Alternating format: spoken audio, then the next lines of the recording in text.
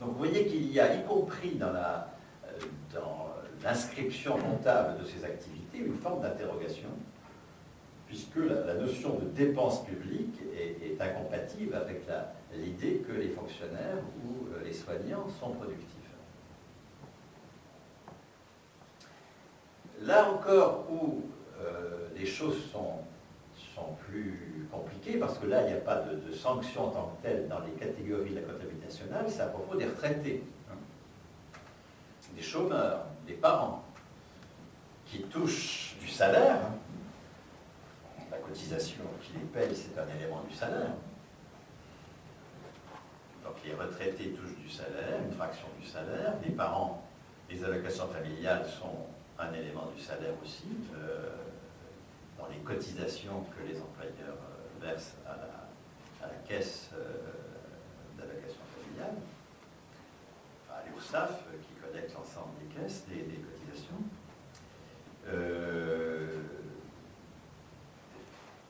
Et ce salaire, est-ce qu'il reconnaît du travail? Est-ce que les parents, en tant que parents, travaillent? Même chose pour les chômeurs. Les chômeurs touchent à travers l'UNEDIC du salaire. L'UNEDIC collecte une partie du salaire. Est-ce que ce salaire-là paye des actifs ou des inactifs? Alors, bon, dans la statistique, pour ceux qui connaissent la chose, les chômeurs sont considérés comme actifs, mais actifs inoccupés. Est-ce que c'est des actifs occupés qui payent par leur travail ces actifs inoccupés que sont les chômeurs, ou est-ce que ce sont les chômeurs qui, à travers le salaire qu'ils touchent dans la sécurité sociale, sont reconnus comme producteurs de valeur? Voilà la question telle qu'elle se pose. Si on dénaturalise le travail, si on arrête de dire que le travail c'est ça, par nature c'est ça, d'accord? Si on politise le travail, si on dit ce que nous appelons travail, c'est le fruit des rapports sociaux, dire que des parents qui conduisent leurs gamins à l'école ne travaillent pas, et qu'une assistante maternelle qui conduit ses gamins à l'école travaille, il n'y a aucun fondement dans la nature de l'activité qui fasse que l'un serait du travail et pas l'autre. Qu'est-ce qui fonde la différence, sinon une convention politique?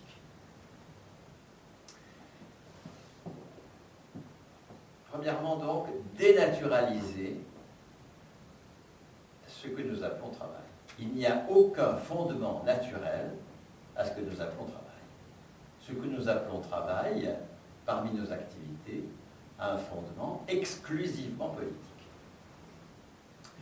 Alors, allons un peu plus loin maintenant. Cette politique, comment est-ce qu'elle s'exprime? Elle s'exprime dans des institutions.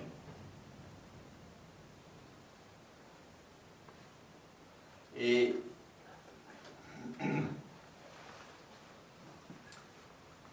l'institution considérée comme légitime pour transformer, légitime, nous sommes dans la politique, pour transformer une activité en travail, c'est l'emploi.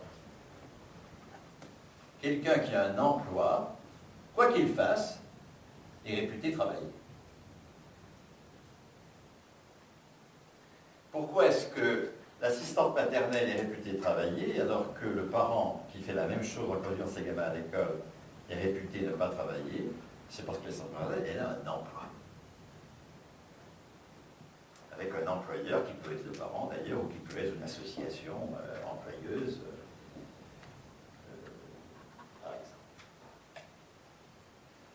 Et par convention, mais c'est une convention, au XVIIIe siècle, le travail n'était pas fondé sur l'emploi, évidemment. Le mot emploi n'avait de sens qu'au théâtre. Ce n'était pas du tout un mot pour désigner une activité de travail, pour désigner une matrice du travail. C'était le mot emploi n'est devenu Alors, il faut arrêter de penser que c'est une évidence. Hein. Ce n'est pas une évidence, c'est un construit social. Hein. On est devenu, par une construction sociale, la matrice du travail au cours du 19e et du 20e siècle. C'est une réalité récente. Et en sciences sociales, on relativise tout, d'accord c'est très récent, ça n'a pas toujours existé, ça n'existera pas toujours. Hein. L'emploi, c'est un moment dans l'histoire de nos sociétés pour désigner le travail. Donc quelqu'un qui n'a pas d'emploi est réputé ne pas travailler. Je dis bien réputé pour bien poser le caractère politique de l'affaire. Hein. Alors qui n'a pas d'emploi ? Là, ça suppose d'aller plus loin dans la définition de l'emploi. Parce que si l'emploi, c'est une définition très, très vague, très large, au sens de poste de travail, là, tous les chats sont gris, on ne comprend rien. L'emploi, ça suppose un employeur. Et est-ce que tous ceux qui travaillent ont un employeur ?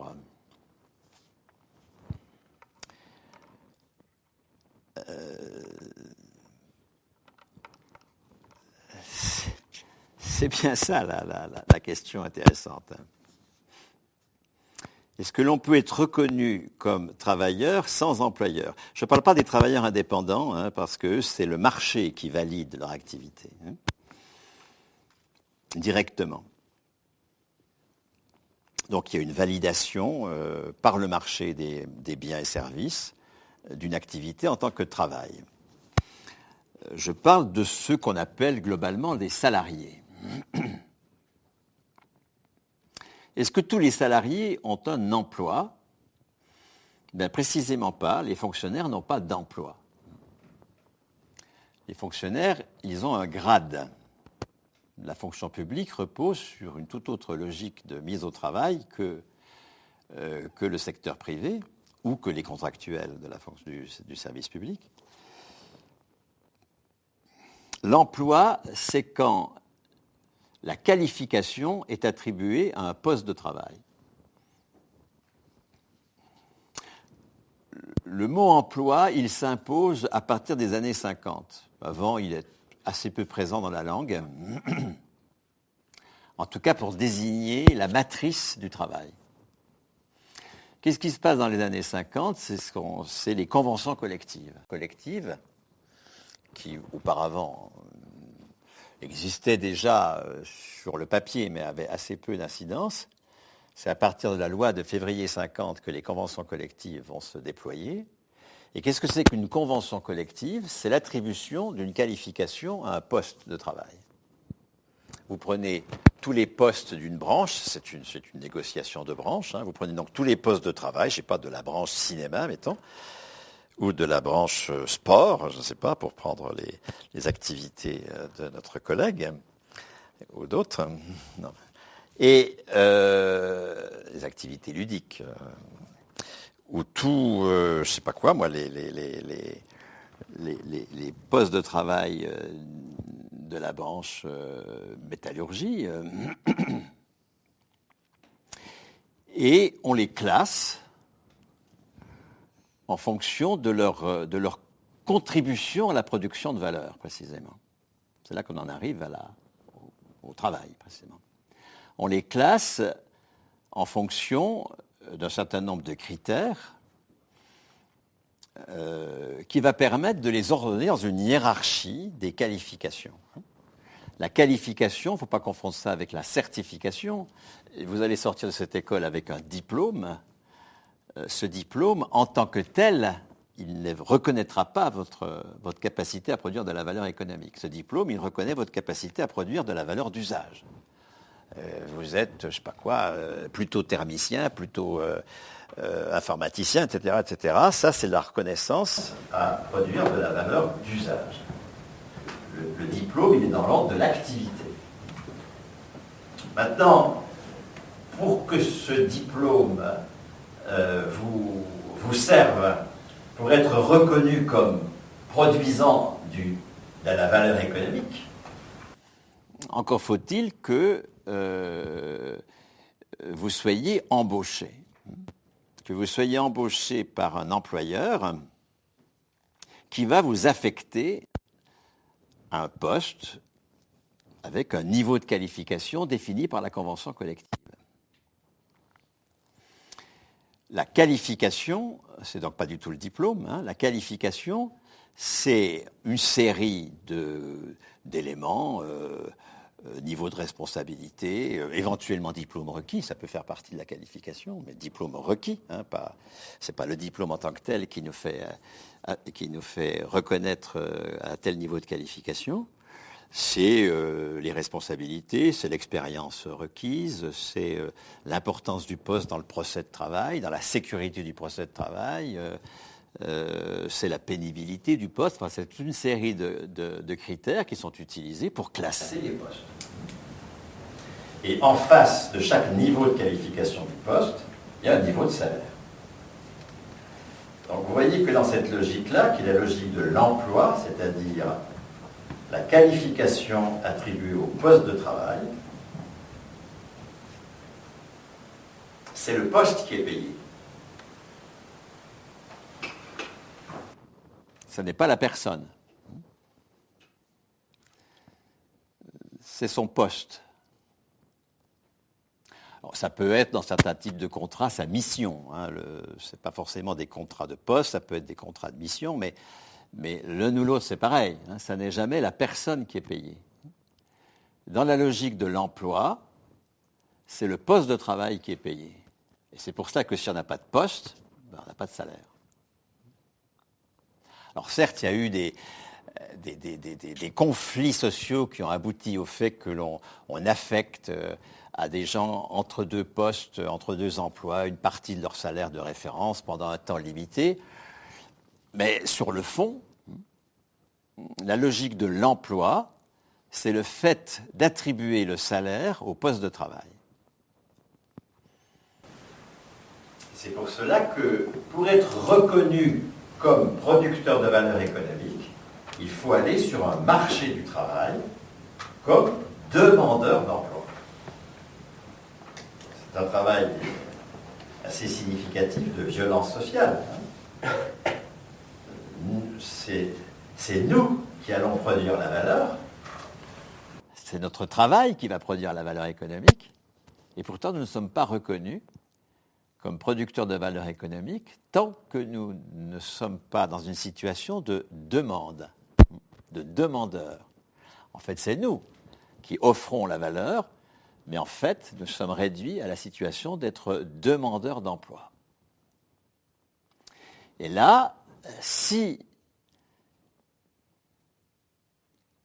le propriétaire du poste de travail, ou ses représentants, hein, un directeur salarié qui peut, ou un DRH qui ne peut pas du tout être le propriétaire, mais qui est le représentant du propriétaire. Si le propriétaire du poste de travail nous embauche, et c'est ça l'employeur, hein, un employeur c'est quelqu'un qui peut... C'est ça, un employeur. Tu as un diplôme, mais ce diplôme ne permet pas ta reconnaissance sociale comme producteur de valeur. C'est moi qui, en te mettant sur un poste ou en te confiant une mission, reconnais indirectement, puisque c'est mon poste que je paye, c'est pas toi de toute façon, toi je te paye jamais, c'est mon poste, reconnais indirectement que tu produis de la valeur. Et demain, soit le poste disparaît, soit tu ne fais pas l'affaire, et je te licencie. Je te renvoie à la non-reconnaissance. Tu pourras faire valoir ta capacité à produire des valeurs d'usage, mais tu ne seras pas reconnu comme producteur de valeurs économiques. Donc l'emploi repose sur cette violence sociale très singulière, hein, qui est que les propriétaires de l'outil de travail ont sur autrui une puissance considérable. C'est eux qui les reconnaissent ou pas à travers le poste dont ils sont propriétaires et qu'ils peuvent installer où ils veulent, sur la qualification qu'ils veulent, qui reconnaissent à travers ce poste la valeur économique produite par cette personne. Si bien que dans un tel dispositif, nous sommes dans une forme d'insécurité permanente, hein, qui n'est pas l'insécurité sur le marché des biens, hein, que peut avoir un travailleur indépendant, mais l'insécurité sur le marché du travail. Dans une telle logique, le travail fait l'objet d'un marché dans lequel ceux qui offrent leur capacité à produire des valeurs d'usage, parce qu'il faut produire des valeurs d'usage, bien sûr, pour travailler, sont demandeurs d'emploi, c'est-à-dire demandeurs d'être reconnus comme produisant non seulement de la valeur d'usage, mais aussi de la valeur économique. Et à ce titre-là, ayant droit à du salaire. Alors, est-ce que tous ceux qui concourent au PIB ont un emploi? Ben, c'est la question massive, celle-là. Est-ce que l'emploi, c'est-à-dire cette forme d'insécurité permanente, puisque ça n'est pas moi qui suis payé, c'est mon poste ou ma mission, sur laquelle je n'ai aucune prise, puisque je ne suis pas propriétaire. Est-ce que seul l'emploi est la matrice du travail? Bien, précisément, non, parce que la violence sociale d'une telle situation dans laquelle des propriétaires de l'outil de travail ont droit de vie et de mort, finalement, sur autrui, en tant que reconnaissance sociale de son activité comme étant du travail, et donc comme capacité à être reconnu par de la monnaie dans cette production, cette violence est telle que les conflits sociaux, les rapports sociaux ont généré une autre matrice du travail, qui est le salaire à vie. Qu'est-ce que c'est que le salaire à vie? C'est le salaire lié non pas au poste de travail, mais le salaire lié à la personne. Ce n'est pas le poste qui est payé, comme dans la situation que je viens de décrire, qui est la situation majoritaire au demeurant. La majorité de la production aujourd'hui se fait dans cette situation dans laquelle les non-propriétaires de l'outil de travail vont sur un marché du travail comme demandeurs d'emploi. Il y a même des cours de CV pour faire ce genre de choses. Et s'ils sont embauchés, vont être indirectement, j'insiste sur ce côté indirect, ce n'est jamais eux qui seront reconnus, sinon leur salaire serait à vie précisément, il serait un attribut de leur personne, hein, vont être indirectement reconnus comme producteurs de valeur à travers le poste qui leur est attribué sans qu'ils aient aucune maîtrise sur cette question. Les conflits sociaux sur le travail, parce que l'essentiel des conflits sociaux porte sur ça. Qu'est-ce que c'est que travailler? C'est un enjeu absolument décisif. C'est quoi travailler? C'est un enjeu anthropologique. Qu'est-ce qui fait que dans mon activité, une partie est reconnue comme ayant valeur? C'est un enjeu écologique. Qu'est-ce qui fait que telle activité, telle production de valeur d'usage va être reconnue comme ayant valeur économique, etc. C'est un enjeu de toutes sortes, un enjeu énorme. Hein. Qu'est-ce que c'est qu'on appelle travail? Eh bien, les conflits sociaux ont commencé à initier une autre matrice du travail, hein, que l'emploi. L'emploi, c'est le salaire attribué au poste de travail, et dans la fonction publique, le salaire est attribué au grade. Un fonctionnaire qui change de poste ne change pas de salaire. Un fonctionnaire sans poste garde son salaire. Parce que ce n'est pas le poste qui est le support de la qualification. Je rappelle, qualification égale contribution à la production de valeur. Certification, capacité à produire des valeurs d'usage. Hein. Qualification, capacité à produire de la valeur économique. L'école certifie, elle ne qualifie pas. Hein. La qualification s'opère alors soit sur le marché du travail, lorsque un demandeur d'emploi est embauché, soit, c'est ça l'alternative qui se crée au XXe siècle, soit par le grade, c'est-à-dire par alors une procédure quelconque hein, qui prend la forme en général du concours, qui va reconnaître que la personne est en mesure de contribuer à tel niveau à la production de valeur économique. C'est pour cela qu'encore une fois, un fonctionnaire, et c'est ce qu'on appelle le grade. Hein, le grade, c'est la qualification de la personne du fonctionnaire. Il est, je ne sais pas quoi, il est corps A de la fonction publique et pour telle ou telle déclinaison de ce corps. Il est professeur des universités. Ça, c'est un grade qu'on a à vie. Hein. Il est à vie, on peut progresser, mais il n'est pas remis en cause, le phénomène de marché du travail. C'est un droit qui est définitif, parce que c'est un droit de la personne. C'est un droit qui est attaché à la personne. Le grade, enfin je dis donc, le fonctionnaire qui change de poste ne change pas de salaire, puisque le salaire c'est un attribut de sa personne. S'il veut changer de salaire, il faut qu'il passe une autre épreuve de qualification qui va lui attribuer un grade supérieur.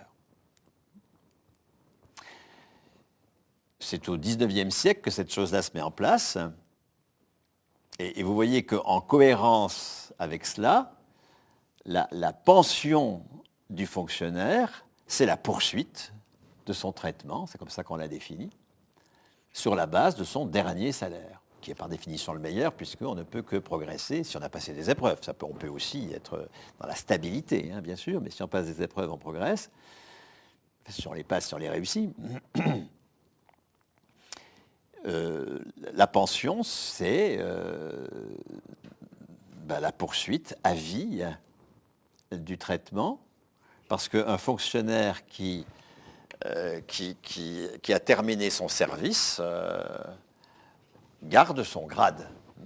Son grade est un attribut de sa personne et non pas un élément du marché du travail. Donc il n'y a pas de marché du travail chez les fonctionnaires. Il y a une mobilité, mais cette mobilité ne passe pas du tout par « je me présente comme demandeur d'emploi auprès d'un employeur qui va m'embaucher ou pas ». Un fonctionnaire, il est titulaire, comme on dit, c'est-à-dire qu'à vie, il est reconnu comme ayant un niveau de qualification. Sur ce modèle-là, sur ce modèle du salaire à vie de la fonction publique, s'est construite la retraite du régime général. Vous savez peut-être qu'il y a deux institutions de retraite qui sont totalement différentes. Il y a le régime général, qu'aujourd'hui on appelle de base, mais c'est une mutation de vocabulaire tout à fait significative, parce que s'il est général, il est général. Le fait qu'on l'appelle de base, c'est qu'on a considéré qu'il n'était pas général. Donc il y a la pension du régime général, et puis il y a la pension des régimes complémentaires, s'agissant de tous les salariés, l'ARCO, Association des régimes de retraite complémentaire, ARCO, et pour les cadres, en plus de l'ARCO, l'AGIRC, Association générale des institutions de retraite des cadres. Donc, un cadre, par exemple, va avoir un cadre du privé. Un cadre fonctionnaire, lui, sa pension de retraite, c'est un seul régime, c'est la poursuite de son traitement. Un cadre du privé va avoir trois pensions de retraite, celle du régime général, celle de l'ARCO et celle de l'AGIRC. Et puis un salarié non cadre du privé en aura deux, celle du régime général et celle de l'ARCO. ARCO-AGIRC d'un côté, régime général de l'autre, c'est deux conceptions totalement différentes. Dans l'ARCO-AGIRC, on a une conception qui est tout à fait cohérente avec le marché du travail. Chacun cumule sur un compte L'ARCO et l'AGIC reposent sur des comptes. Chacun cumule sur un compte toutes ses cotisations de carrière. Donc, toutes les cotisations liées à ses emplois successifs. Alors, il n'y a pas d'épargne. Hein. L'épargne, ça foire toujours en matière de pension. Aucun pays n'est assez fou pour fonder la pension sur les fonds de pension. C'est le seul pays qui attribue la moitié des pensions aux fonds de pension, c'est la Suisse. Mais la Suisse, c'est un pays, c'est un paradis fiscal, c'est un pays très, très, très à part. Dans l'Europe occidentale, les pensions sont à 90% répartition et à 10% en capitalisation. Dans tous les pays, Angleterre, Suisse, Angleterre, Allemagne, Suède, France, Italie, etc. En France, on est un peu au-dessus de la moyenne, on est à 97% répartition, 3 en capitalisation, mais même si le poids de la capitalisation se rapprochait de la moyenne, vous voyez qu'on serait encore extrêmement loin. La capitalisation, il n'a aucun avenir en matière de pension. Encore une fois, elle introduit beaucoup trop d'incertitudes en fonction des rendements au moment où on prend sa retraite. Le rendement des portefeuilles au moment où on prend sa retraite définit le droit à retraite. Or, les rendements des portefeuilles sont extrêmement volatiles et donc aucun pays ne fonde la pension sur la capitalisation. Mais vous avez deux façons antagoniques de la fonder sur la répartition. La répartition, elle a deux significations complètement contradictoires. Vous avez la signification du régime des fonctionnaires ou du régime général, qui fonctionne sur la même façon. La pension, le droit à pension, c'est un droit à un certain pourcentage de son meilleur salaire. C'est donc un remplacement du salaire, c'est la poursuite du salaire, c'est la poursuite à vie du meilleur salaire, dans un certain pourcentage. Là, on est dans la logique du salaire à vie. Le retraité a un droit au salaire, alors que dans la GERC-ARCO, le retraité, il cumule de la prévoyance en répartition, mais le fait qu'elle soit en répartition ne change rien à l'affaire, c'est une forme de prévoyance.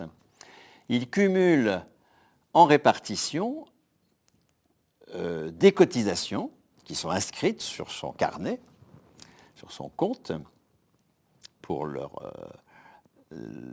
valeur nominale, multiplié par un indice qui tient compte du progrès du PIB depuis leur inscription dans le compte. Et lorsque on prend sa retraite, bien ma foi, on a une rente viagère liée à l'importance du cumul des pensions, des cotisations, dans le compte. Là, nous sommes dans la logique de l'emploi. Hein. Lorsque j'ai un emploi, je cumule des droits et je ne dépense pas tout. Je ne dépense pas tout mon salaire, j'en affecte une partie à de la solidarité avec les retraités. C'est la répartition, d'accord, des cotisations. Et lorsque je suis moi-même retraité, eh bien on casse la tirelire, je récupère l'équivalent de la somme de mes cotisations actualisées en fonction des gains de productivité du travail, etc. etc. C'est évidemment pas mes cotisations qui en sont le fondement, c'est la mode de calcul. Hein. Mes cotisations, elles n'ont pas été capitalisées dans de l'épargne, ce serait beaucoup trop volatile, trop incertain. C'est les cotisations actuelles des autres qui sont censées financer ma pension. Donc là, on est dans une logique qui est la logique dans laquelle on ne change pas la définition du travail. Seuls ceux qui ont un emploi travaillent. Les autres, bien, ils ont droit à ressources, une partie du travail d'autrui, au prorata de la façon dont eux-mêmes ont été solidaires des retraités quand ils étaient actifs. Ça, c'est la lecture en termes de marché du travail de la pension. Ça n'est pas un droit au salaire, hein. Je n'ai pas droit à du salaire quand je suis en retraite, j'ai droit à la contrepartie de mon épargne. Et donc, il est clair que je ne travaille pas. Ce n'est pas du salaire ce que je touche. C'est le résultat d'une prévoyance, c'est un revenu. La différence entre un revenu et du salaire, c'est que le salaire, c'est ce qui reconnaît une production en acte. Je suis actuellement en train de produire. J'ai du salaire. Du revenu, c'est une part de la valeur créée par autrui qui me revient, pour des raisons diverses et variées, de solidarité. Donc la question, encore une fois, c'est est-ce que la Sécu, c'est de la solidarité entre ceux qui produisent de la valeur et ceux qui n'en produisent pas?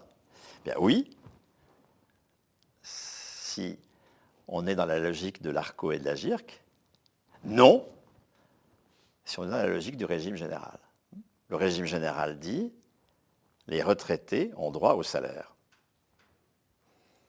Et dire que les retraités ont droit au salaire, c'est exactement la même opération que de dire que les fonctionnaires ont un salaire à vie. C'est la même chose. C'est introduire une alternative à l'emploi dans la définition du travail. Travail, non pas celui qui a un emploi, mais celui qui a un salaire à vie. Le salaire à vie se substitue à l'emploi comme matrice du travail. Nous sommes bien dans la politique, mais on est toujours dans la politique quand on parle travail, et on n'est que dans la politique. Il y a un conflit de légitimité entre deux institutions. Est-ce que c'est l'emploi qui donne tout le pouvoir aux propriétaires des postes de travail, qui définit le travail, ou est-ce que c'est le salaire à vie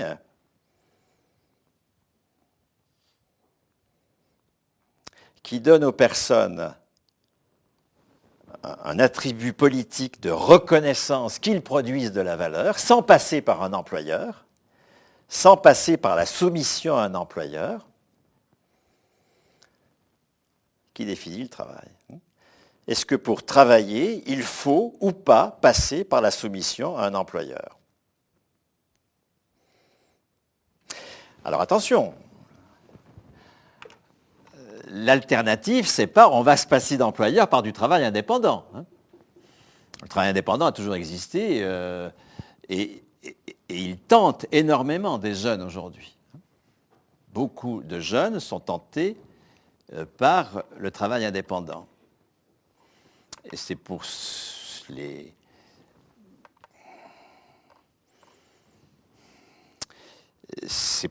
que se mettent en place des statuts d'auto-entrepreneurs. Justement pour ne pas dépendre d'employeurs.